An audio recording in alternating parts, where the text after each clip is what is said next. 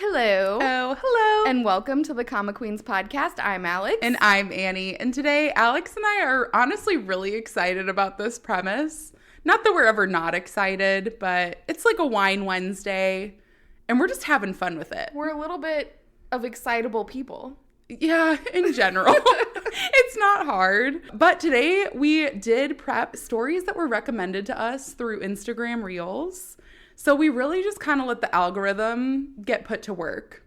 I was like, you know what? I'm just going to look for anything and everything that just fits what I'm looking for in the moment. And that's what I'm going to focus on. I'm excited too because I feel like you get recommended different things than I get recommended. So we have a good variety. I was really curious. I'm like, you know what? We're putting this to the test. We're going to see how well it knows us. In some areas, I think it knows me a little too well. And in others, I was like, I don't know, maybe I need even more recommendations, but we'll see. So today, Alex and I are going to be talking about all the different series that were recommended to us and let you know if they're worth the read, if we felt like it was a good fit for us, and in general, if we recommend it to you all afterward. So I'm going to start out today with a story called Leaves Dancing on a Melody. This was the first one that got recommended to me, and I was happy because I found this in the wild with somebody posting, the final episode is next week. So automatically I was like, oh my gosh, I get to start the series.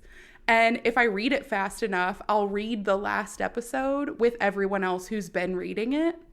And that just felt really cathartic to me. You get the best of both worlds because then you're reading it as it comes out, but you also get to read the completed series, so you get the whole thing. Exactly. So I was like, honestly, this is perfect. I should start more series where I'm just reading the entire thing and then I read the last episode as it comes out.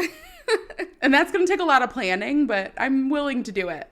So this story is a boy love that's on Leeson. It's completed with 21 episodes, so it's a really quick read.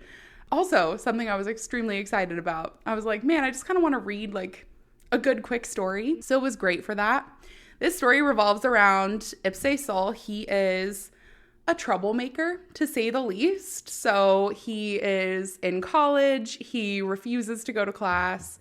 He just skips out. He's like, I'm going to get a degree because my parents are rich and I'll put in minimal effort and have people like log attendance for me, all of the above. And he just kind of goes around and is a little bit of a playboy. He's out hooking up with everybody.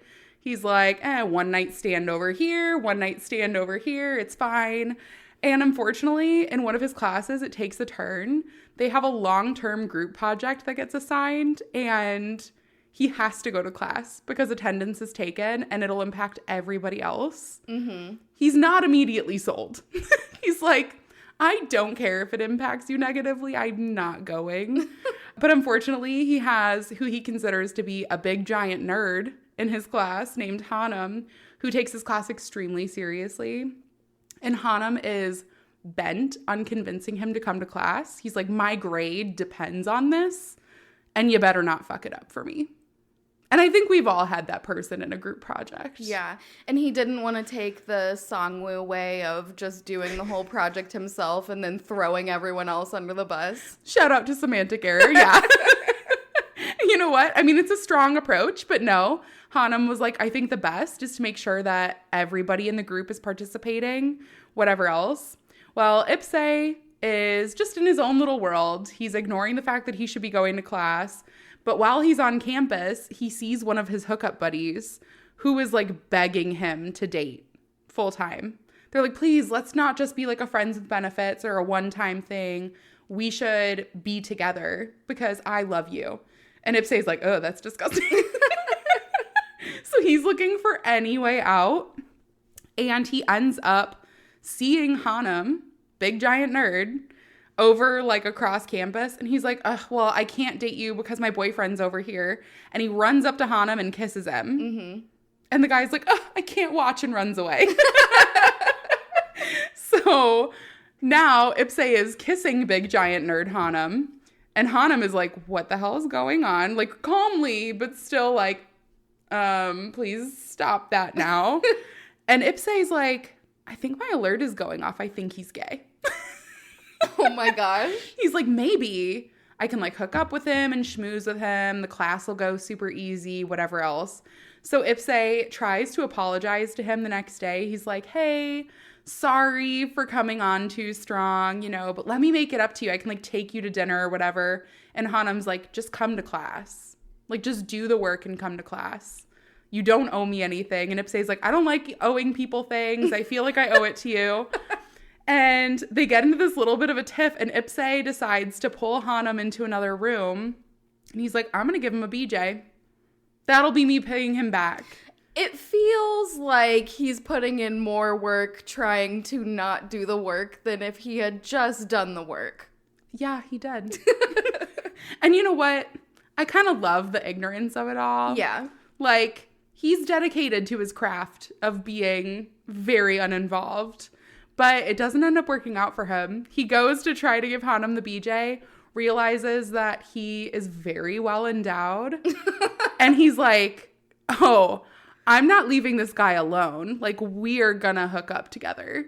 And Hanum kind of turns him down. He's like, is this like some new form of sexual harassment? I don't understand what's going on. And he leaves. And you find out that Hanum starts to become interested in Ipsy. And so he kind of takes the approach of, I want you to come to class, but mostly so they can like spend time together and get to know each other, and to make sure that he passes his class because he knows that he won't if he doesn't. And Ipsy realizes that the closer he gets to Hanum, the less he's interested in all of the random hookups and everything else. And so the two of them have to come together to be like, what does a relationship look like? Is that something that's right for us? And move forward from there. It's a super cute story. I loved this one, and it's a really quick read, so I highly recommend it. It sounds like fun, and I do like the similarities between Semantic Error. Yeah, we did really enjoy Semantic Error. And there are like a lot of similarities, but different enough that I felt like I was just reading a new story entirely. Yeah. But I think that the algorithm did me good here. I think that that was a good fit for me, so I liked it. Okay, so my algorithm was a little bit different. I had a lot of action and thrillers recommended to me. I don't feel like that's a bad fit for you. Yeah, it was fitting. I'm not saying it wasn't fitting. Yeah. It was just different. So I started off with a thriller called Pigpen. This is on Webtoon. It is 67 episodes, and it's a completed series. Mm-hmm. And this one is about a guy who wakes up on a beach, and he's actually in a bed and breakfast, and he has no memory. He has no idea how he got there. He has no idea who he is. Mm-hmm. And so he's just, not doing great. And he starts to interact with the people who own this bed and breakfast, mm-hmm. which is on a deserted island, as you do. So they probably don't get much business. No. Okay. And he's trying to figure out where he is. So he keeps asking everyone. There's a mother, a father, and then 3 children. They don't say the mother and father's names, but the 3 children are Rami, Minu, and Yumi. Mm-hmm. And so he's going around asking everyone, where are we? I just need to figure it out. Like, when is the next boat coming? I want to get off this island. I don't know who I am. I'm kind of freaked out a little bit. Oh, he knows nothing. He knows nothing. Not his past, nothing. Okay. No. Doesn't know his name. Doesn't know anything. Not a great starting point. No. He's starting from ground zero. Gotcha.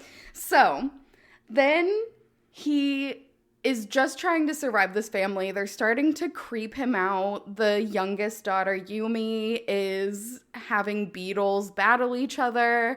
The oldest son, Minu. Sorry, how do you make the beetles battle each other? It's kind of cool. Like, the beetles with the big pinchers and stuff? Mm-hmm. It's those, and she just puts them next to each other, and then they start fighting.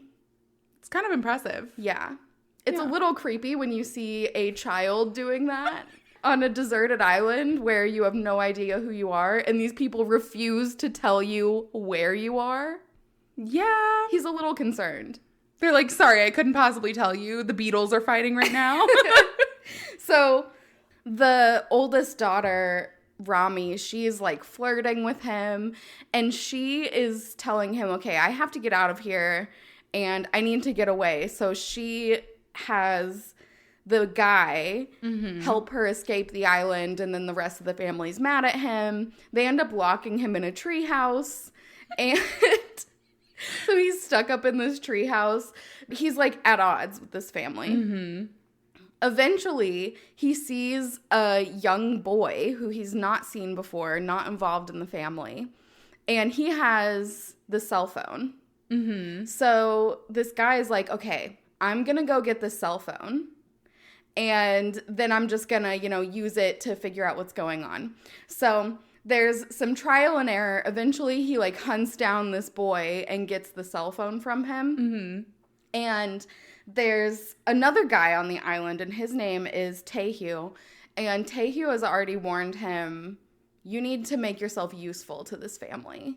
So he's trying to figure out how to make himself useful. He's gotten this cell phone now. He can't get it to work. He eventually decodes a bunch of stuff through trying to help this family. And he keeps finding these little papers with these numbers on it. And there's a computer that does have Wi-Fi, but it doesn't really work.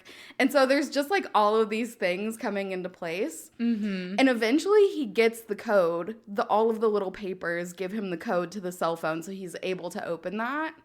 So it's kind of all the dominoes falling into place. He opens the cell phone, and this is when he finds out and we find out who he is. His name is Jin Hyuk, and he is a serial killer on the run. So the reason that he is on this island is because he was fleeing, and he got on this boat. The boat crashed, and he ended up on this island. So now he's like, this is great. I know who I am. I'm not scared of these people anymore because I know that I'm a serial killer and I know that I've killed a bunch of people. So he's the person that they should be afraid of. Yeah, but they're also killers. So now we're having a killing battle between the family and him. They're like the Beatles. They're like the Beatles. And not the band. No, John and Paul didn't get along all the time. Just at the end. It's true. Okay, so we find out that he's a serial killer. We also find out that Taehyung is a washed up singer from a boy band. So it's why is he there at all? Is it the Beatles? No, it's the Sons, actually. Oh, okay. With an O, not a U. Okay. So. I like that. But I don't want to give too much away because this one does really build up the suspense, and trying to figure out what's going on throughout the whole thing really, really kept me engaged with it the whole time. The art is really unique. It's mostly black and white, but there is some color throughout. And it's not like we usually see where it's just one color. It's some scenes are just in color and some are not. Okay. And so you're trying to figure out, is it his memory? When he's remembering things. He also starts to remember a different family along with this family that he's seeing on the island. So he does end up killing the father and the son, Minu. And he throws them in the water. And then he's just trying to figure out how to get off of this island. He wants to kill everyone else still. And he goes back to the house, and he's gonna try and kill the mom and the other two girls. And when he goes, the father and the son are back. So they didn't actually die. Oh my gosh. So now you're trying to figure out what's going on with that. And there's one more thing that I'll throw at you. Taehyung is watching everyone with cameras everywhere. I don't like that. So there's a big brother situation going on. It's serial killer individual versus serial killer family. They're on a deserted island with no one coming around. And there's just a creepy pig pen. The youngest daughter supposedly is the one who goes and slaughters the pigs for them. But every time he tries to get near the pig pen, it's he freaks out and all of this stuff is going on. So it's really good. I recommend this one. This one is from a popular creator, too, who has 2 other series. One of them is also one that I read for this. It was recommended alongside it. The one that I didn't read is called Sweet Home. Okay. And that one has been made into a TV series. That's exciting. So, yeah, it's a really popular creator. The stories are really good. They're all just like twists and turns at every corner. Mm-hmm. And yeah, I recommend it. Interesting. I like already, I've never read it, but I have like theories in my head that I'm like, I feel like maybe this could happen. So I might have to read that one just to see. Yeah, there's also good body horror. Oh, so maybe I'm not going to read that one. I showed you the one. Remember I showed you the pig? Yeah, there was a pig and that was creepy. It was from this story. Maybe I'll read it. I don't know. Yeah, you should read it. Depends how brave I'm feeling on the day, I guess. But it sounds great. It is great. Sounds right up your alley. Do you think that the algorithm really like fit that for you? Yeah, I think the algorithm got it right for me off the bat. I love a good thriller. Yeah. It was just perfect. Yeah. Okay. So the next one that I have is a boy love comedy, which right off the bat, as soon as I saw those genres together, I was like, sold. Mm-hmm. I'm reading that one. But also the images that I saw for this one were what really like, I was like, yeah, I'm reading this for sure. Like it made the decision for me. This story is called Jan and Suo's Unholy Love Affair. This is on TappyToon with 47 episodes. And I will note that the last episode is set to come out this Saturday, March 1st. Mm-hmm. So I'm super sad I can't tell you how I feel about the entire series, but I can give enough of an idea that you'll know whether or not it was a good fit. I mean, unless that last episode really just derails the whole thing for you. That last episode would have to be like a complete plot twist. Like, I mean, it's happened before, but this series feels like it's getting to a good conclusion. So I don't foresee that happening. But the series revolves around Gyan. He is well known for kind of being a hit it and quit it guy in the gay community. So much so that he's given the nickname the Sexergizer. But he is like a notorious top for just being like, I'm going to hook up with you and I'm never talking to you again. And he's kind of like a little mysterious guy. You know, everyone's like, ooh, Gyan, why is he only hook up one time and then never again? And they kind of all just want to try it out because why not? But Gyan, with his promiscuous lifestyle, his mom is not super down for it. She notices him coming back like early morning and never coming home. And she's like, you know what? I need to set you straight. You're coming to church with me. Oh, no. And Gyan's like, fine, I'll go to church with you. So he goes, and this priest, it's so funny. They have him giving this sermon about how you need to hold on to, you know, a sense of innocence and purity and all this, but they make him look like he's from like a horror. Like they like black out his eyes and it looks like he's screaming the sermon. Mm-hmm. And something just like strikes a chord with Gyan. And as he leaves, he goes to find another hookup buddy and he now assumes that he has been exorcised and that he's cursed because he can't get it up anymore. Oh my gosh. So fast forward 4 years, this poor man has still been unable to have any hookups. Everyone in the gay community just assumes that he's just gotten pickier or that he's not interested in hookups at all anymore. Mm-hmm. And so they're just waiting for the return of the Sexergizer. But he works as a tattoo artist and he's just kind of keeping to himself, sad that he can't get any because he's like, I can't do it. I was exorcised. The church did this to me. Does he have any neck tattoos? He does not. Aww. So unfortunate for all of us, really. But he does end up getting a customer who comes in to get a tattoo, and his name is Suo. You find out that Gyan looks at him and immediately is like, wow, this guy is so handsome. I love him. And he does this tattoo for Suo that he like suggests. It's this adorable picture of his puppy. Think like Bichon Frise, like fluffy white puppy. And he's like, oh, my puppy passed away. I want a tattoo. And he gets it like right on his chest, like on his right pec. And this guy's like big muscly dude, tiny little puppy tattoo. It's super cute. But Gyan puts like some numbing cream on it because the guy's kind of a little bit of a baby about it. And they get to talking and find out they went to the same high school, and Suo works at this gym. He's like, oh, you should come to the gym. And Gyeon's like, I mean, it's not like I'm going to be hooking up with anybody or doing anything else with my time. Maybe I should like improve myself. So Gyeon goes and realizes, he's like, this guy has the same name as my high school crush. Why did he not put this together? Because Suo, his high school crush, was a chubby little guy with glasses who like had no friends and kept to himself. Oh my gosh. And he just loved him so much. He's like, he's the purest little boy I've ever met. And I am obsessed with him. And so in high school, they would like exchange manga, and they kind of did like all their nerdy stuff together and hung out all the time. And Gyeon was like, is this the same Suo? Like, oh my God, this has to be. So did Suo recognize him? No. Interesting. Yeah, he didn't. And here's the thing. You're kind of like, why didn't he put that together? Mm-hmm. But Gyeon figures this out, and it's like something is reawakened in him.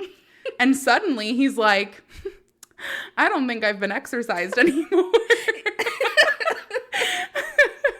So he starts making passes at Suo. They end up hooking up together after going out for drinks. And Suo kind of plays it off like he doesn't remember what happened. But you realize that Suo sees Gyeon as somebody that's familiar to him but can't quite place why. Mm-hmm. And you find out that since Suo had such a really bad time in high school, he like blocked the whole thing out. Oh, like okay. His only friend was Gyeon, and he knew that like he only had one friend. But he like tried so hard to forget his past and like move past it that he didn't really remember Gyeon. So when he remembers him finally, they're like, this is fate that we've come back together. Now, as they're trying to hook up, Gyeon realizes, wow, his love is reawakened through seeing Suo again.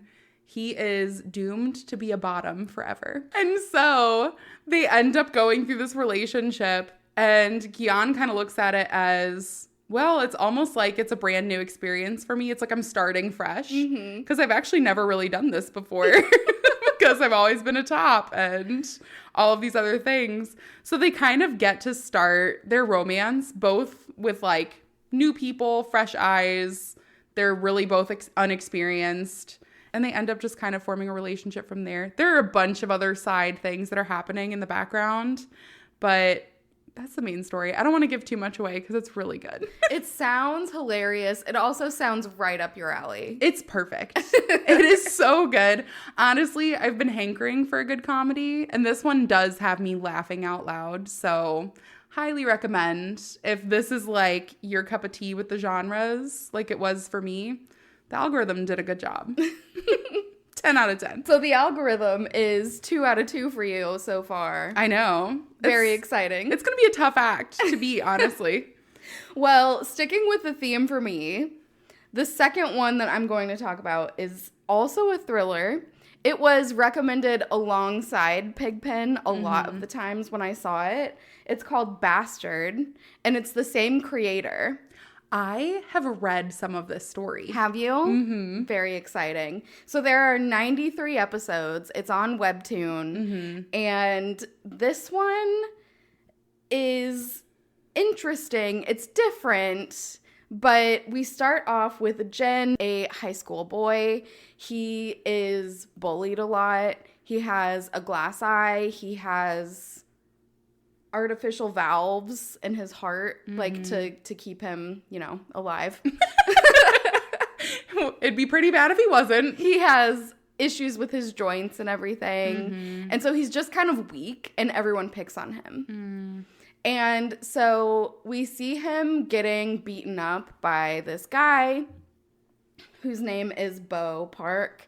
And there are kind of 3 main bullies who are kind of picking on him all the time. It's Manny Kim, Pan Han, and Bo Park.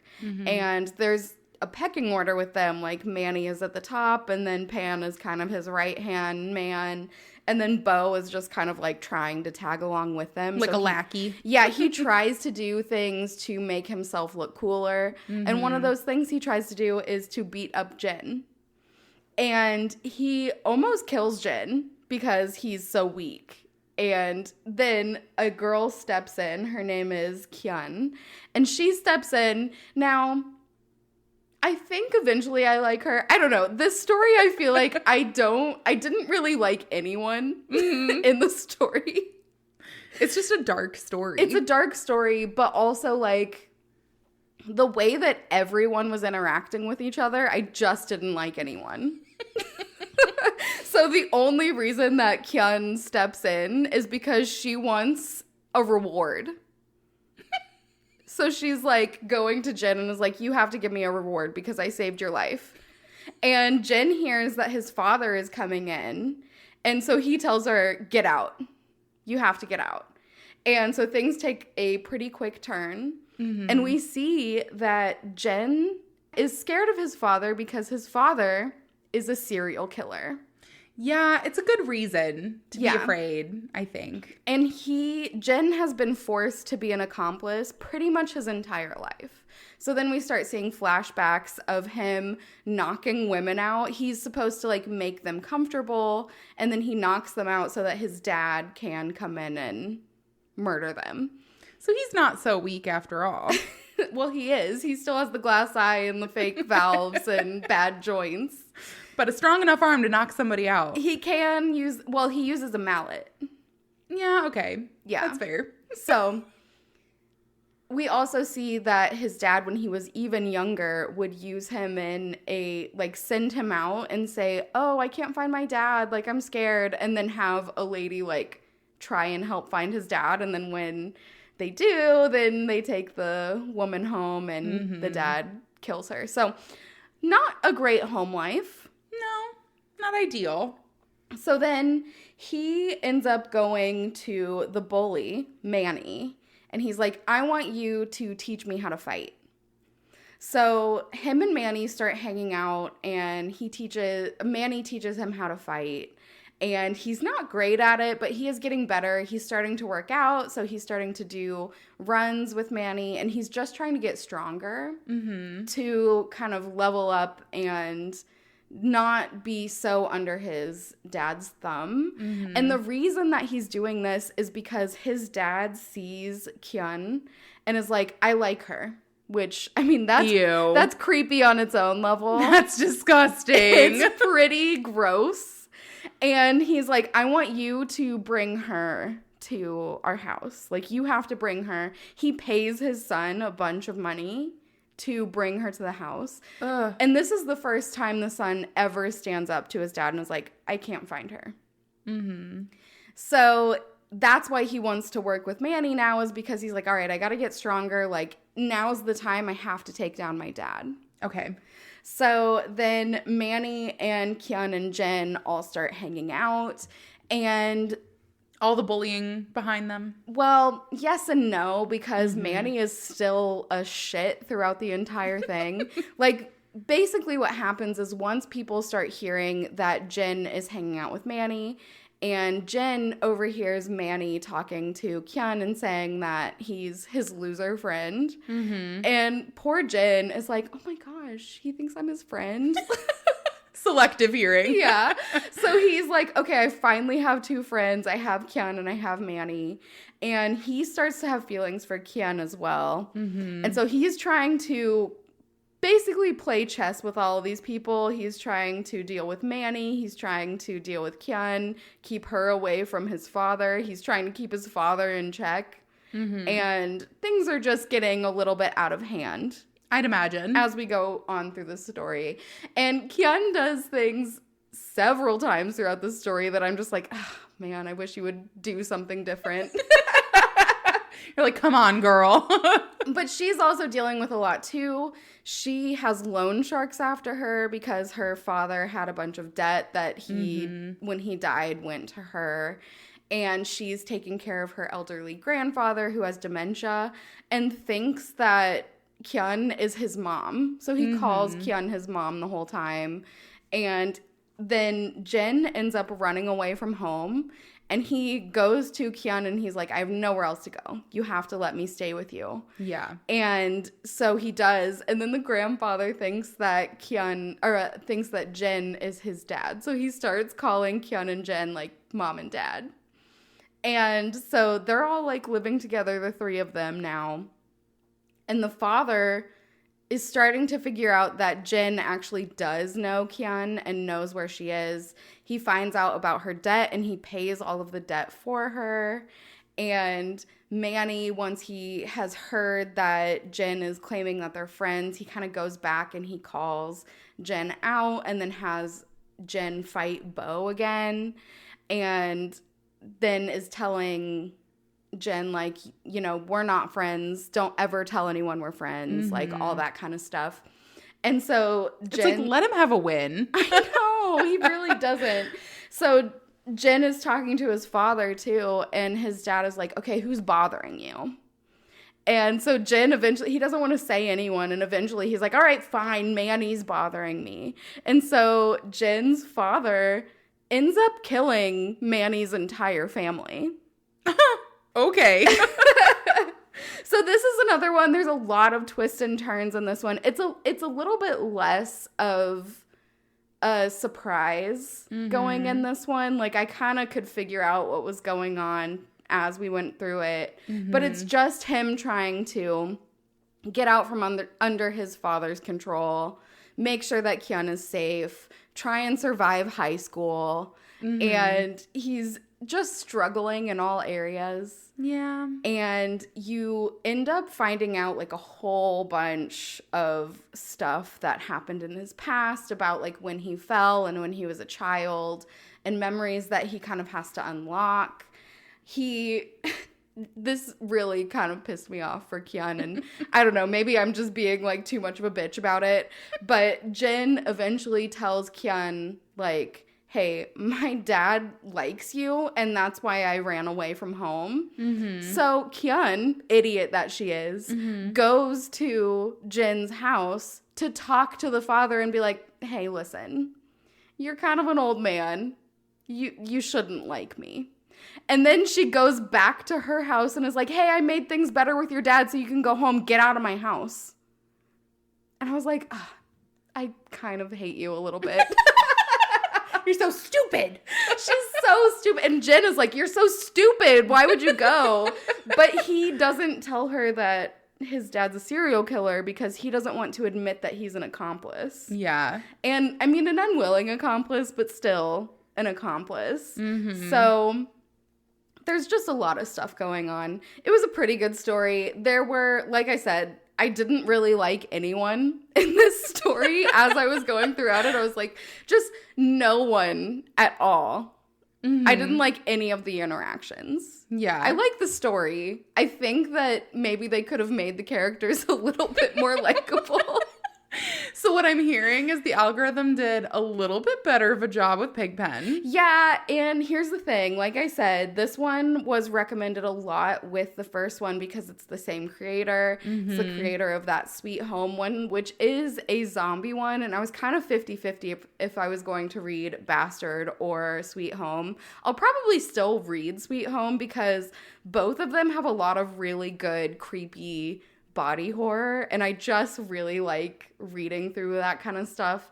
And Bastard and Sweet Home are both a part of the Own the Entire Series sale on Webtoon. So if you do want to read those, if you're interested in thrillers, both of those are on sale right now at a pretty steep discount. So I'll probably go ahead and buy the third one anyway. We know ourselves. I know myself. I love a good thriller. I'm not saying I didn't like it. I'm just saying that the characters, like the story was good. The characters were unlikable. I'm not saying I didn't like it. I'm just saying I didn't like anyone in the story at all. I actually like Jin. He's the only one who I like. But maybe that's because he was the main character. But I mean, just everyone's interaction, like, just be a little bit nice. Yeah, just a little. No one was nice at all. It almost feels like a little unlikely. Yeah. You know? It's like the dialogue was written by a 12-year-old boy. I mean, if it's all from Jin's experience, then maybe. I mean, like to where it was like every person is like, you fucking bastard. Like, you know, they're all just like, they're just trying to throw in as many cuss words as they can. It's like a deer walking for the first time, but it's like when kids learn to cuss for the first time and they have space from their parents. Yeah, and they just think that they need to throw a cuss word into every single sentence. Wouldn't that be so fucking embarrassing if someone... It's not even like I care about cussing. It's just like the way that they do it. Yeah. Is clumsy. Yeah, this stupid fucking asshole is so stupid and fucking stupid. And I'm like, okay, chill. Okay, Kyun. You little bitch. And that's the thing too, is like every single girl in the story was a little bitch. Yeah. Well, like, I mean, that's middle school and high school for you. Even the adults. There's a 30-year-old lady who the dad goes into the convenience store. She's also a serial killer. There are two in this story. And he's like, you little bitch. Everyone just treats, like, you just, I guess maybe that's the thing, is like, there's no social nicety. That's almost the most unrealistic part of the entire story. I think that might be what it is. Maybe I'm just having a realization here right now. That, or we had a really easy life, in which case, good for us. I mean, that could be true too, but I just feel like when you're in public, like, a lot of times you're not calling every single person you meet an asshole or a bitch. I don't know, maybe I'll start. Well, you tell me how that goes. I'll keep you posted. Overall, I still really like the story. I liked Pigpen. I'm going to read Sweet Home. The creator is really good. Mm-hmm. The art is really unique. I love the body horror, so. Yeah, there's a lot going for it. Yeah. Yeah, I think the zombie will be a good fit for you too. I think so. I love a good zombie. You too. Well, unfortunately, there is a bully in my next story too. So maybe the algorithm was just having a day and it decided that we really need to read some bully stories. The one that I read is called Back to School. It is a boy love drama.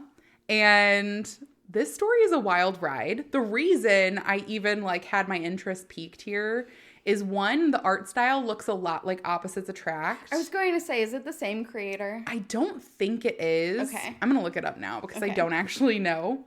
But it looks like the exact same. Yeah. No, it's the same. It's the same person. Is it? I thought so. Yeah. So the art style looked exactly like Opposites Attract, which we've already read, but you knew my feelings on Opposites Attract, and I was pretty torn. So I was like, you know what? I just got to know. I've got to know if this story is any different. Mm-hmm. And the reel highlighted, they were like, if you're sick of all of the boy loves being the same, this one will throw you for a loop. Mm-hmm. So I was like, sold. Sign me up. Where do I sign? The story revolves around Chiwoo. He is 20 years old and he's going back to high school. And you don't really know right away why he didn't finish high school and why he dropped out. But he's having a really hard time getting acclimated back. He's a complete loner, doesn't look up from his seat at all, except for to do his work, and then he leaves. He falls asleep a lot before class because he works part-time jobs, and so he's tired all the time. Yeah. And you're just kind of confused as to his circumstances because he seems nice enough, but he really just keeps to himself. Won't socialize, nothing. Then you have Kyujin, who is the student council president for his class, and he immediately takes note of Chiwoo, notices that he's getting in trouble for falling asleep, notices that he doesn't interact with anybody, and he goes out of his way. He's like, as class president, I should talk to him and make him feel included, try to make sure that he feels like he's a part of something while he's here. Mm-hmm. And people probably gravitate away from him because he looks intimidating or he's older than them, but that's no excuse for not including him. So you went to a big school, right? Yeah. I went to a big school too. Do you know who your class president was? Yes. Oh, I don't. I was going to say, I just feel like the class president being involved is only a small school thing. It's interesting. So for our school with the class president, there were people who were, top of their class who were trying to be this class president. The person who ended up getting nominated and who ended up being class president, I think for multiple years, was just a lovable goofball. And It's not the same energy as Kyujin, the class president here, but it was hard not to know who he was because he was just like a lovable guy. Fair enough. It does seem like in this series, the school is smaller. Yeah. So like their graduating class is like 100 as opposed to like 500. But Kyujin is just a good guy. Like there's no way around it. He is golden retriever energy, just like the sweetest little 18-year-old. And he just wants Chiwoo to feel like he fits in. He's like, it's not fair that he doesn't feel like he's a part of this class because he's a different age, you know, because he dropped out. Like, none of that should matter. So he just takes it on himself. He's like, Chiwoo intrigues me. He deserves to feel like he belongs. And Chiwoo starts to kind of warm up after Kyujin invites him to play soccer. He notices that, like, in their gym class, it's, like, the only time that Chiwoo kind of perks up is he seems interested in playing soccer. So he invites him to play a game, and he starts to find, like, his own group of friends. But unfortunately, when he goes to leave school one day with Kyujin's like, let me walk you home. Like, it's on my way. I'll walk you to the bus stop. You have a friend. You know, you have, like, somebody you can rely on. And Chiwoo runs into Jihyun, who, tall, dark hair, has tattoos. You can tell that he's a little bit rougher around the edges. And he's not very happy that Chiwoo has made friends. So immediately he's like, hey there, Chiwoo, how's it going? And pulls him away from his friend. And like, just the way he grabs his wrist is wrong. You know what I mean? Yeah. Like, you just see these small signs where you're like, that's uncomfortable. That's too much. You find out Jihyun is from a rich family. He's kind of just a spoiled brat. And he just got out of jail. You don't know right away what he went to jail for, but you know that he did something. So Chiwoo, every time Jihyun is around, just looks petrified. And something went down between their friendship. Like, they were best friends since like middle school. And Jihyun ends up asking his family for a favor, and they get him back into the same high school.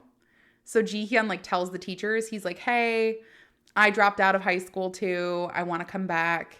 And they're like, oh, you know Chiwoo, you can sit together. And Chiwoo immediately goes back into his shell. Like, Kyujin starts noticing, he's like, he's not hanging out with anybody. He won't answer anyone. When he does, Jihyun speaks for him. And it's just really uncomfortable. Yeah. And so Kyujin's like, I want to get time without them around, like without them together to like figure out what's going on. So Chiwoo is about to go to school. He's leaving his part-time job early in the morning. He's like, I don't want to go. Like, I just want to skip class. And Kyujin sees him outside of the school, and they play hooky together. So they go and see a movie together, and they hang out. And Kyujin is like, you know, what's going on? And he's like, you know, Jihyun used to be my friend. We're not really close anymore. He's not great to be around. And just know, like, keep your distance from me and keep your distance from him, and like, it'll be fine. And Kyujin's like, screw that. I'm not keeping my distance, but thank you. And Kyujin starts to realize he doesn't just want Chiwoo to feel like he's included and like a part of the group. He's like, I like Chiwoo. I have feelings for Chiwoo. So he makes it his own personal mission. He's like, I need to keep them away from each other. I can tell that Chiwoo's upset and frustrated. I don't know why, but I can tell it's not good for him. Meanwhile, Jihyun realizes that Kyujin and Chiwoo spent time together by themselves, and he comes straight to school and picks a fight and starts beating up Kyujin.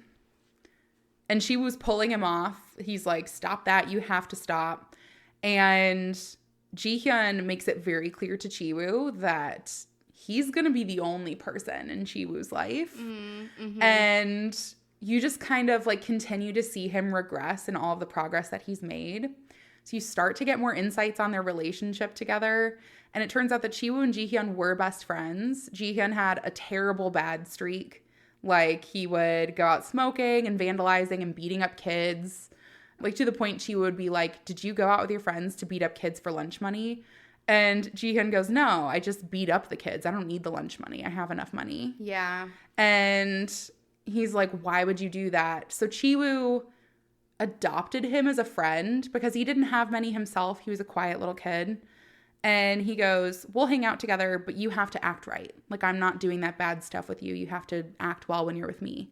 And Ji-hyun used it as like a playing piece. Like, if Chi-woo started giving attention to other people, Ji-hyun would act out. And Chi-woo felt responsible for kind of like pulling Ji-hyun out of the bad stuff. Yeah. But it all was fueled by Ji-hyun had these unrequited feelings of love for Chi-woo that he just wasn't going to return. And unfortunately, in their senior year, Ji-hyun ends up forcing himself on Chi-woo and putting him in the hospital. And Chi-woo dropped out of high school because he was just traumatized. He was like, I can't face people. I can't be around anybody. I don't trust anyone. The same night that he was assaulted, Ji-hyun also got really drunk and angry. And he ends up, it's not very clear, but stumbling across a dead body. And he gets accused of murder. And that's what he went to jail for. So he's not a great person to be around. So was he then acquitted of being accused of murder? Yeah, or? It's insinuated he didn't do it. And so his family's lawyers got him, got all of it expunged from his record. Okay. But, Ji-hyun's like, Chi-woo, I wouldn't do that. And he just assaulted him. Yeah. Like, she was like, unfortunately, I don't know what you would do. So Chi-woo kind of discloses to Kyujin, he's like, you need to stay away from me. It's just safest. You saw how Ji-hyun flew off the handle. Like, don't be near me.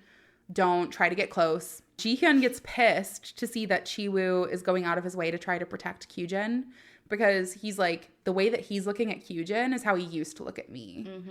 So Ji-hyun pays a bunch of kids. He's like, I'm going to get expelled if I keep acting out.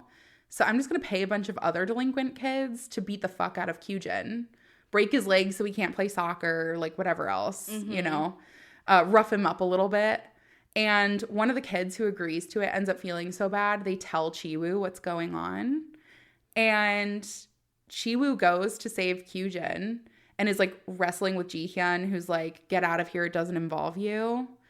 And Ji-hyun pushes Chi-woo down the stairs on accident and shatters his leg and like dislocates his shoulder, shatters his arm. Like Chi-woo is in intensive care.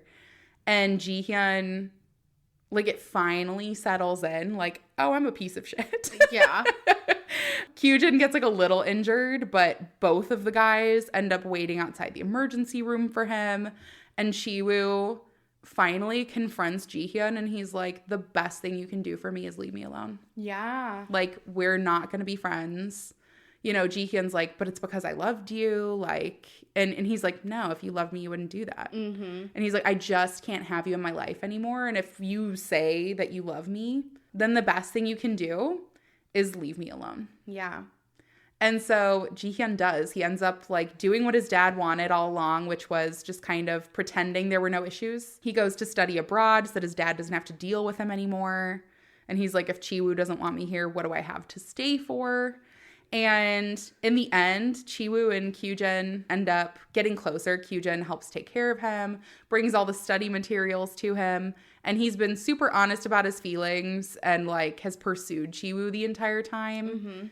And so at the end of the series, you do see that Kyujin like comes to him once he's turned like 19. He's like, I don't know if that was what you were holding back for, but I'm older now. Like, I want to give this a try.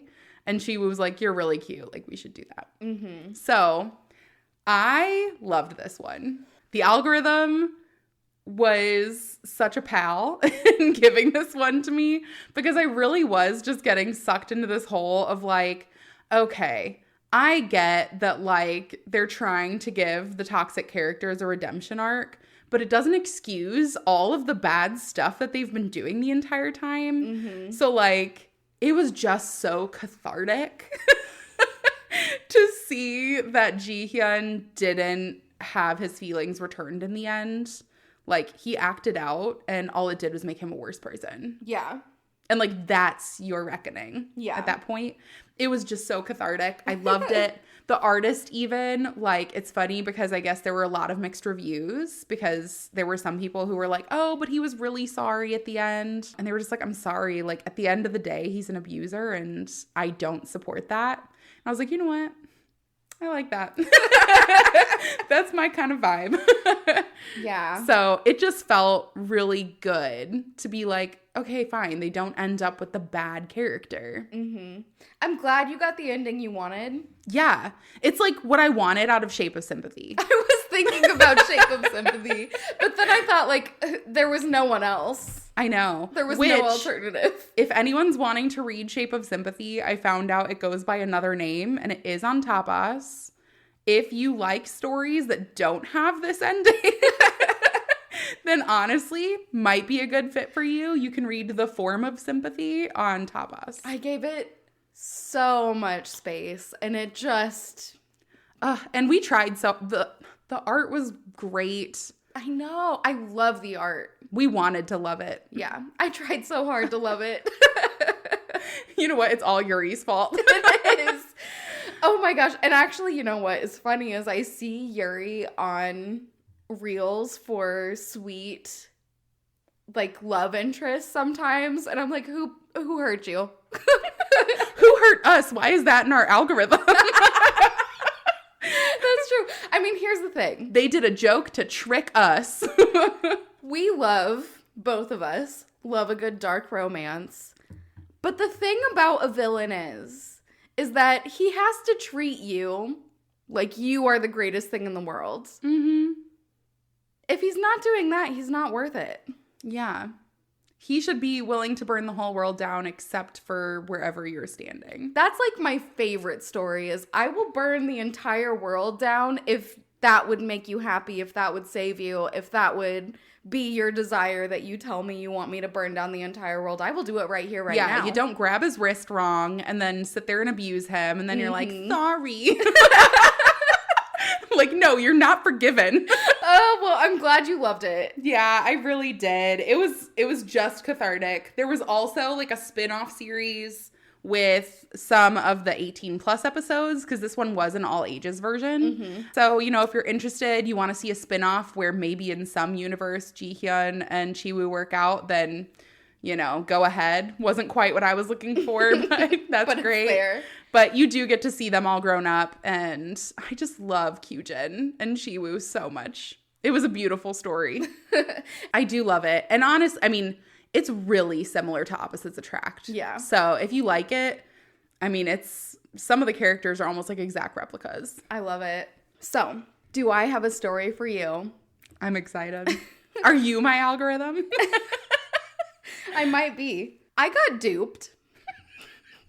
Don't we all?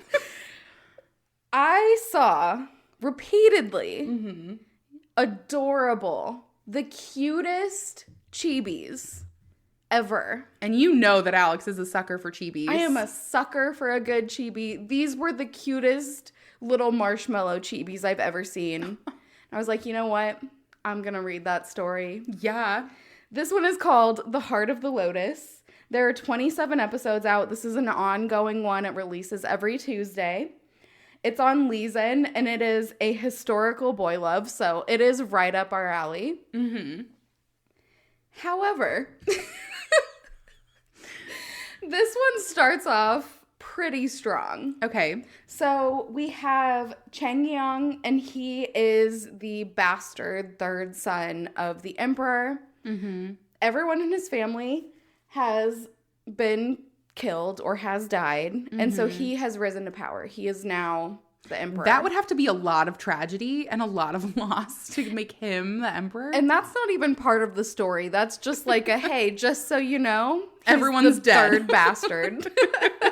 So that's how unqualified he was? Yeah. Yeah. So our other main character, his name is Samyang, and he is the Beidong of Changyeon.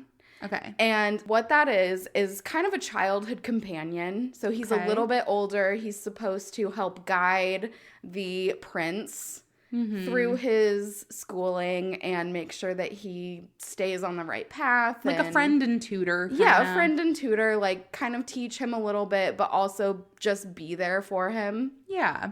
Nice mentor energy. Yeah. So that's when they're younger.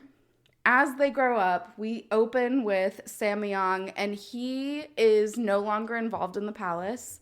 He lives in a small village We see that he is a doctor, which doctors are kind of looked down upon. His father is a political figure. His father is the Minister of Culture and Education. Mm-hmm. So he's still involved in the palace. Yeah, so he's still involved in politics. He wants his son to take up a role in politics as well. And he's saying, like, you're a doctor, that's not good enough. But there's a plague happening right now.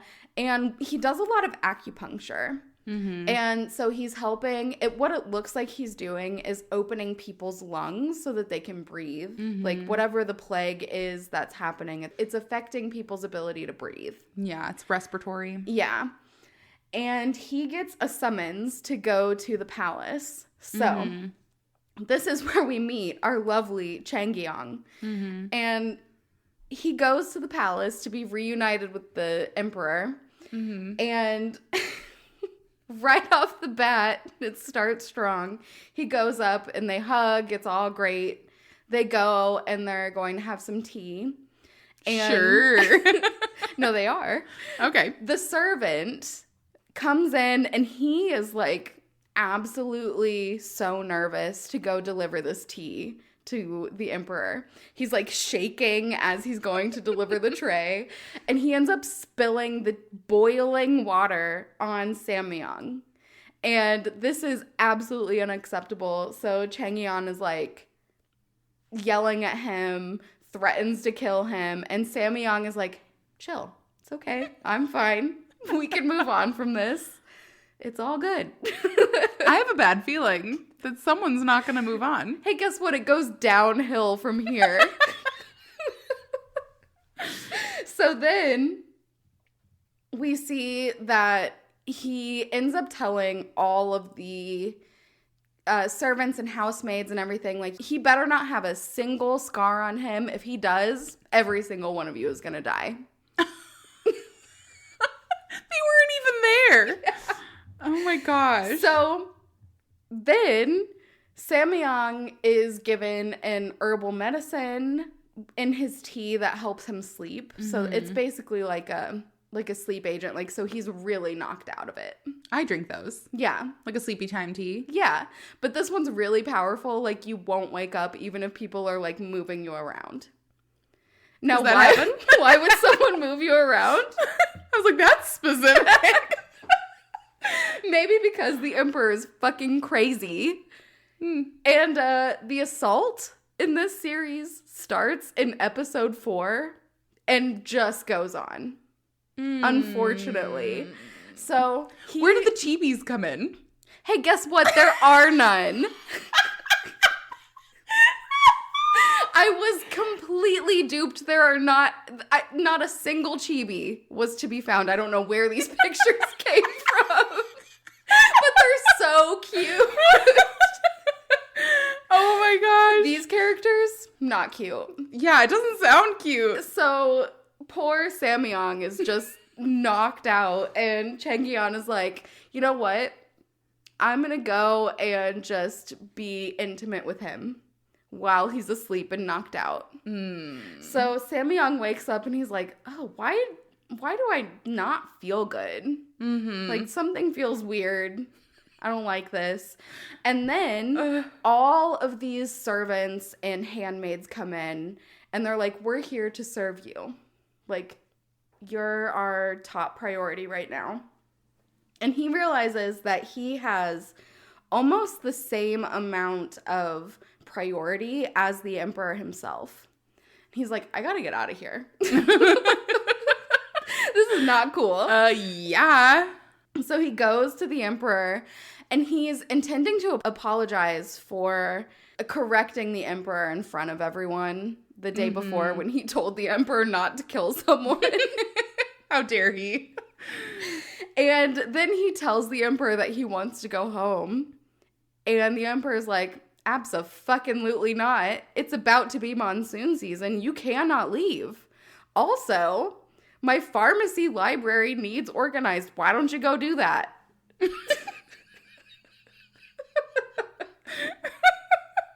I bet he didn't even say it that nice.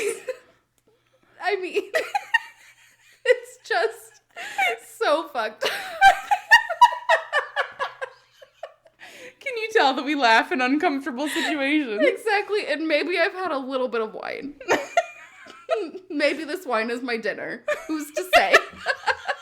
So then, Cheng-yeon also goes to his top General Tak, and says, you know what? You should go and kill everyone in Samyang's family so that he only has me. And they do. So they go and kill his father, who is a top political figure. I'm just going to throw this out there, okay? Okay, let's hear it. I think Samyang did a bad job in his mentorship.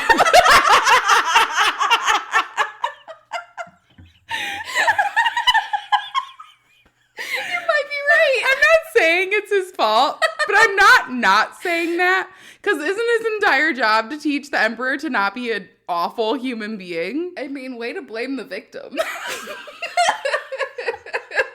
I'm just trying to find any way in which this emperor, being the way that he is, has an explanation. Well, they do say that he's kind of always been like this. Like, no one stopped him along the way. No, it doesn't seem like it, because they do a flashback and he has harmed another kid when he was a kid, and they're just like kind of allowing it. You know what? Sorry, Samyang, that I said it was your fault. That's probably why he doesn't want to be in politics. He probably wanted to be nowhere near him. Well, he's thinking fondly about him until he gets there the second time. And then he's like, I gotta get out of this situation. But when he thinks back, he doesn't think about him being crazy. How could he not? He doesn't. I don't know. But we also see there's a lot of gossip going around that he's a mad dog, is what they call him. Mm-hmm. And also that he is not getting married, and he's 25 now. So they're like, ugh, you should be getting married, you old maid. He's a spinster. He's a spinster. And so all of that is happening. And Samyang, he's trying to figure out like a way to go home without causing trouble. I don't think there is one, bud.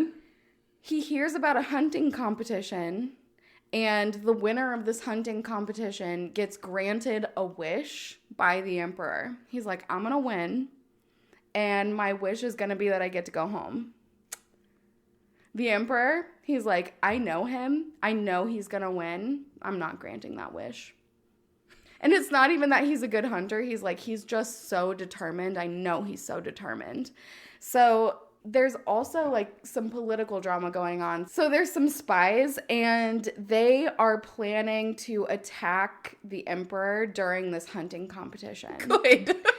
And so it doesn't really go exactly as they planned. Mm-hmm. They end up hurting Samyang, getting him stuck in a tiger trap. Mm-hmm. And unfortunately for Samyang and the guy who they call the youngest, who was a part of his hunting party, Cheng-yeon is completely deranged. And so once they save Samyang and the youngest, who is just a guy who was serving Samyang during this hunting expedition, mm-hmm. Samyang is like, how dare you try and hold hands with Samyang while you guys were trapped in this trap? And he kills the youngest. And Samyang is like, all right, now things are getting real. I do have to get out of here. Oh, now's the moment. So he keeps trying to get away. Like I said, the assault starts in chapter 4. It continues throughout. So Cheng-yeon confesses his feelings to Samyang and says, I've always loved you. And Samyang is like, no, once you find a nice woman, then you're just putting those feelings on me until you find a replacement. And he's like, no, I've loved you since we were kids. So this isn't going away, and you are going to stay here. So Samyang goes to General Tak and is like, hey, I have this daughter, and I don't know where she is. Her mother is dead, and my daughter has been separated from me. I don't know where she is or if she's alive. Can you find her? Mm-hmm. Unfortunately for him, General Tak, very loyal to Changyeon. So he goes and kind of foils the whole plan and is like, hey, Changyeon's looking for his daughter, just so you know. So where we are now, Changyeon has to go. He leaves for a mission that he has to go on, and he's going to be gone for an extended period of time. Samyang is like, this is my chance. He starts a fire, and he's trying to make it look like he was burned in this fire so that no one else will get hurt by him being gone.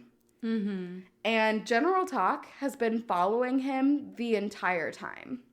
So the episode that just released today that I read was Changyeon has caught up with Samyang, who's trying to flee the country, and is like, I really hoped that you wouldn't try and flee the country. Like, I thought you were trying to get away for a little bit and you were gonna come back to me, and you didn't, so that's kind of your fault.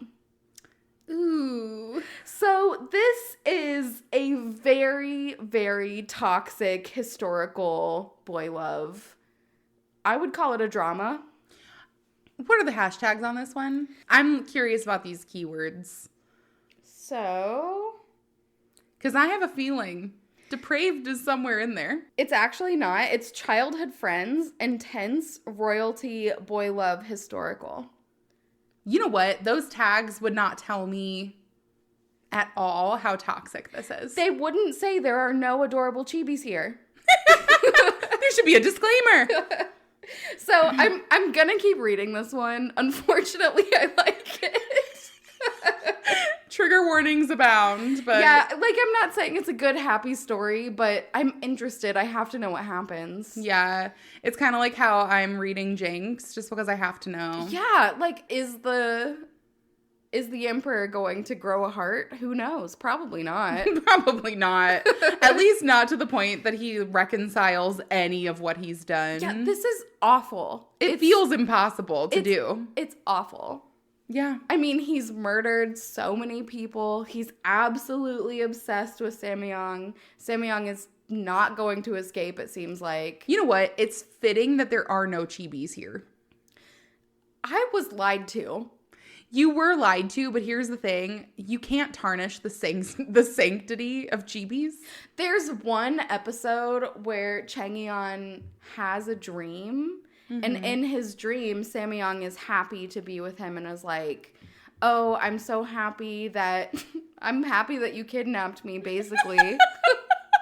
And, like, you made me see that we belong together, is really what he's saying. The delusion is so strong. The delusion is strong. And when he wakes up, he's like, oh, that didn't happen. And that was probably the one chance to have chibis, and they didn't do it. Yeah. So where these chibis are coming from, I don't know. But they're adorable. If you see if I find them again on Reels, I'll send them to you because they're so cute. I'm just so sorry you've been lied to. It feels really unfair. I do feel like you're going to read this one. I might. But here's the thing. It's not one of those ones that you read and then recommend to people. No. Like for this one, I was recommended Into the Rose Garden because it was like, oh, it's like, it's a more psychopathic one. And let me tell you, am I going to continue reading it? Yes. Mm-hmm. Am I going to talk about it here? That's not happening. There's so much that happens. I'm like, I'm not talking about that. There's trigger warnings everywhere. And yeah, I'm not talking about it. Mm-hmm. You can pay me all of King Midas' silver. But, I'm glad that you found something you'll continue to read. Yeah. Well, I get to kind of lift the mood up for the last one. So that's fortunate time. Probably good. The last one I read from the Reels recommended list is called Childhood Friend Complex. This one is adorable. I love every second of reading this story. It's so good. The setup is great. It's on Webtoon right now with 36 episodes, and it's a romance series. So the story opens up with Hanwol. She is at like a middle school sleepover, and her friends put on this movie, and it ends up being really explicit. So she inadvertently sees like her very first sexual scene in a movie, but she remembers like seeing their kiss, and they kissed really passionately, and she kind of just blocked the rest out. She was just like, I really just want like a relationship like that, where I just feel like there's so much love, like it just looks like they love each other. So, you know, fast forward to now, she's in college. She's like a tomboy. She's never had a boyfriend, which I relate to because I didn't have my first boyfriend till college either. But she is just like in a group of friends where they're all really involved. They're like, ooh, I'm going to wear this nice lacy bra and I'm going to look so cute for my boyfriend. And she like doesn't get it. Like, it's just all over her head. She's like, okay, whatever. She's in her sports bra. Yeah, she's in her sports bra and, like, baggy, like, boy-looking basketball shorts. Actually, probably pretty fashionable right now. Probably. You know what? Go Hano. Snaps for Hano. So, everybody's talking in her group of friends. They're like, oh, man, did you see this cute guy? We should go to this blind date mixer with people who are in our major because they're all film majors in college. And she's like, yeah, whatever. And they're like, I don't know. Did you see that really hot business major? His name is Minchell. He looks so cute. And she's like, he's really stuck up. I don't know about that. And you find out that Hanel and Minchell are BFFs, like best friends, grew up together. Their parents were pregnant at the same time and like gave birth within like months of each other. I love it. So she and Minchell grew up together like her whole life. He's just a part of her life at this point. So she's talking all this shit about Minchell, who immediately hears it, and he's like, stop fucking talking about me, you little bitch. And they're like flipping each other off and doing all this stuff. And she's like, I don't like him. You know, there's this really cute guy in our major. He's like a year above us. His name is Jae-hui. And Minchell's like, whatever, he's not that cool. Like, it's just because you're stupid. That's why you think he's cool. And she's like, shut up. And they get in a bunch of fights. And their dynamic is just super cute. Well, anyways, she ends up running into Jae-hui, the guy that she has a crush on. And he offers to help her. He's like, I'll give you this flash drive for your film class. Like, I took all the classes you're taking right now. So I have a bunch of the films that, like, are okay for the curriculum, and you can kind of take your pick and look at some of the papers I wrote to get some ideas, which is cheating, ladies and gentlemen, not condoned. But she does it. She's like, yeah, give me the USB drive. And you know when like you meet somebody and then something just kind of shatters the image that you have of them? So that happens because she goes into his apartment and it is the messiest apartment she's ever been in. Oh no. He's like, where's the USB drive? And there's like clothes everywhere and none of the dishes are done. She's like, this is gross. Let me get out of here. But they like sit down next to each other and it seems like he's making a pass at her and she like freezes up. And she's like, okay, goodbye. She like takes the USB and runs out of the house. And so she goes to talk to Minchell about it because she's like, oh, I don't know if he was like making a move on me. He said a couple things and I don't understand what they mean. So she just like barges into Minchell's room and she's like, I have a question for you. And she walks in on him masturbating. Immediately, all of her life is flashing before her eyes. She's like, okay, I'm gonna go, and slams the door shut. And Minchell is completely embarrassed. And you find out the reason that Hanel is so upset is because a picture of her was on the screen next to whatever he was looking at. Oh, no. So she's like, oh my God, was he doing that to me? You learn early on, and he explains, he's like, my computer is linked to my phone, so your name and your messages popped up on my computer. And you just barged into my room, like, immediately afterwards. And maybe you should learn to give me some fucking privacy because we're grown adults now. Like, you don't do that anymore. We're not fucking 5 years old. But is it her picture that showed up or her message? It was, like, her contact. Like, the messenger was there. Oh, okay. But, like, her picture was with it. Yeah. And it was, like, a big picture and, like, her messages. Oh, okay. But so she sees the picture and just, like, kind of blows it out of proportion in her head. But her messages were there, too. So his excuse is plausible. Yeah. So she's like, oh my gosh. Well, she immediately starts getting this image in her head. She's like, what if he likes me? She's like, I don't like him like that, do I? And so it starts to make their friendship really awkward because they're both like, why am I starting to think of that person this way? Because this like this stupid occurrence happened that had nothing to do with that. So Hanel tries to put it out of her head. She's like, I'm going to go on this group blind date with everybody, with the film majors, and it's going to be fine. And this guy starts hitting on her. They get super drunk on soju, which shout out to soju. But they get super drunk on soju and she's having a blast. And this guy, Sung-hyun, is a PE major that came there. And he's like, hey, are you dating Minchul? You guys are together all the time. Like, there are a bunch of rumors that you guys are together. She's like, no, we're not. And he's like, okay, well, I'm interested in you. So can we go out? And Minchul works as a waiter at this restaurant and brings them beer. And he's like, you're drunk. You're not allowed to make any decisions. And kind of like chases people away from her, which is a common occurrence. Mm-hmm. So all the girls are now like fawning over Minchul. They're like, oh, he looks so good in an apron. And all the other guys at this blind date are like, fuck you, Minchul. Why are you here? Like, we're trying to get girlfriends. And so Sung-hyun asks her out again. And she's like, I mean, we can go on like a date or two and like see if we're interested. So she goes over to Sung-hyun's house as they decide to date each other. Hanul puts in the USB drive that Jae-hui gave her. And unbeknownst to her, people have been talking about Jae-hui in the background. They're like, you know, I know that Hanul thinks that he's like really sweet, but he's kind of like a hit it or quit it guy. And he's kind of a piece of shit. Mm-hmm. Like, he's good at putting on appearances, but like, he's not a good guy. And she's like, she doesn't hear any of this. She puts the USB in and she's like, oh, for our date, we should like watch one of the cinema club movies so that like I can get ahead on my homework and we're also like watching a movie together. And it is just a USB drive of porn. Which like, again, I'm just like, can't relate. I've never heard of this happening to somebody, but she is mortified. She's like, oh, it must just be in a different folder somewhere. And she like just keeps clicking on stuff and it's just worse and worse. And so she slams the computer shut and she's like trying to pack up to leave. And Sung-hyun tries to make a move on her. And she's like, now is not the time, sir. Like, I'm mortified. And he's like, I mean, you don't really know if you're compatible in dating with somebody if you don't hook up with them. And so she, like, packs up her shit and leaves. She's like, he just thinks I'm easy. Mm-hmm. And Jae-hui, like, catches them outside and, like, kind of pulls Hanul to the side. And she, like, they get into, like, a big, you know, conversation. She was, like, kind of drunk. And she ends up throwing up on him. So she pays to get his laundry done. And Jae-hui kind of sets his sights on her. He's like, oh, she's going to be fun to, like, toy with. Mm.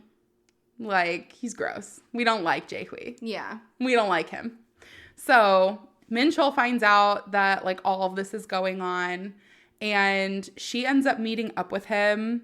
And he's, like, talking about the boyfriend. And she kind of tells him, like, everything that happened in the situation. And they both go home to see their moms. And they send them home. They're like, here's a bunch of leftovers and, like, food. Take it home with you guys. You know, have a nice time. So they go to eat dinner together. And they accidentally took the wrong bag. And so they took the mom's bag with like a bottle of whiskey in it. And Hanul's like, you know what? Let's get fucked up. Whiskey. I know. I had the same thought. I was like, oh, girl, you're desperate. But she and Minchul start drinking and like they keep poking fun at each other, but they end up hooking up with one another. Mm-hmm. And you can tell that it's definitely a mutual attraction. Like, Hanul's thinking about it days afterwards. She's like, it reminds me of the kiss that I saw. Like, it just feels right. But, like, I don't like him, right? Like, there's no way I could like him. Mm-hmm. And Minchul's kind of in the same denial. And you see that, like, a lot of the friends start approaching him. They're like, you really don't like Hanul? And he's like, I could never do something to sacrifice our friendship. Like, she's been in my life so long, I would never do something that could ruin the way that we look at each other or, like, support each other or, like, are in each other's lives. So they start this weird, like, friends with benefits. Like, whenever they're both kind of, like, looking at each other a specific way, they kind of hook up with one another. And they have this really sad exchange where Minchul's like, are you just doing this out of curiosity? Or, like, why are you doing this? And she says, yeah. And she's bad at explaining that, like, the curiosity is, do I like you? Mm-hmm. And he assumes that she's just kind of experimenting around. And he's like, well, we'll do it safe. and like just promise me that it's not going to affect how we care about each other. And so they start this like kind of haphazard relationship with one another and try to navigate all the technicalities. It's really cute. Oh my I gosh. love them. I love their dynamic. Minchel is my favorite. He's just beautiful. And he's just such a nice guy, even though he's kind of an asshole to her. It honestly sounds right up your alley. Yeah, it's great. The vibes are immaculate.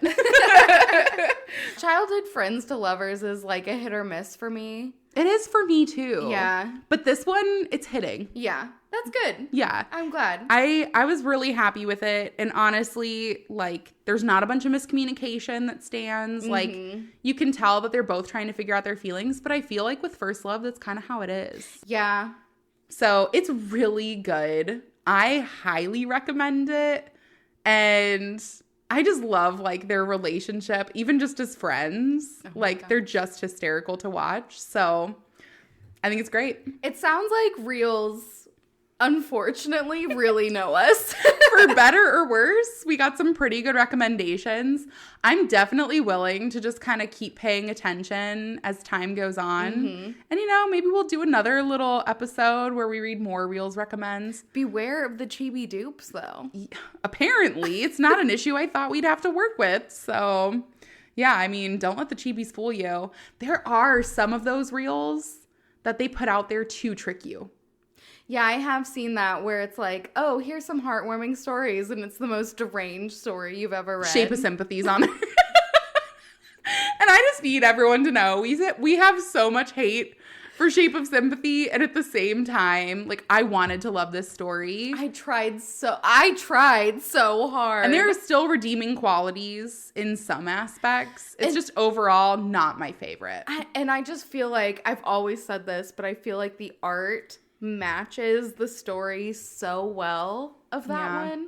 And it's just, until the side stories, I was good. Yeah. You gave it a lot more grace than I did. I really, really, really tried. Yeah. But you know what? It just wasn't right. So, moral of the story, Reels will probably know you, but sometimes they'll trick you. Yeah. Sometimes they're like the little devil on your shoulder, like, it's not always the right fit, and you just kind of have to figure it out for yourself. But if you're looking for any recommendations, I honestly recommend all of mine. They were great. So, highly recommend. I do too. If you like a thriller. Or depraved. Honestly, I read nothing wholesome, but if you like thrillers and depraved shit, you'd like mine. Well, thank you all so much for joining us on our personalized algorithm journey. Hopefully, Reels has a lot more to recommend to us in the future. And I hope that Reels do you just as good as they did us and give you some amazing stories to read. Looking forward to talking to you all on the next one. Goodbye. Bye.